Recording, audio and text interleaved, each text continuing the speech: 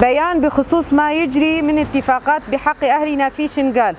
إننا كعوائل الشهداء وعلى امتداد جغرافية إقليم الجزيرة نتابع بقلق ما يجري من مؤامرات بحق إرادة شعبنا في شنغال الذي ما كاد أن يتخلص من آلامه ولملمة جراحه ومعاناته خلال عقود طويلة من الظلم والقهر والفرمانات وآخرها كان معاناته على يد داعش. وباسم الإسلام حللوا حرمة شنغال وأهلها من إبادة وقتل وتهجير.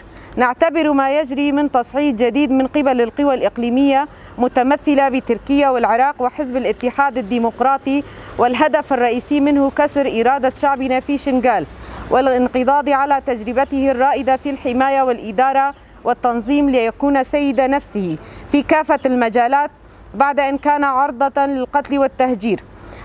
إن ما يطرح في هذه المرحلة الحرجة لا يخدم قضية الشعب الإيزيدانية تحمل مسؤولياتها التاريخية في عدم إفساح المجال لتدهور الأوضاع في شنغال، لأنها ستلقي بظلالها على عموم أجزاء كردستان.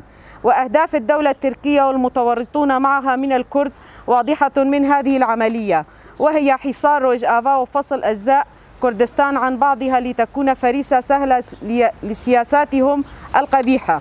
ورسالتنا كعوائل الشهداء في إقليم الجزيرة إلى أهلنا في شنغال بأننا كالجسد الواحد إذا اشتكى منه عضو تضاعى له سائر الجسد بالسهر والمرض. سنكون معكم لحظة بلحظة وفي خندق واحد لنحافظ على ميراث شهدائنا.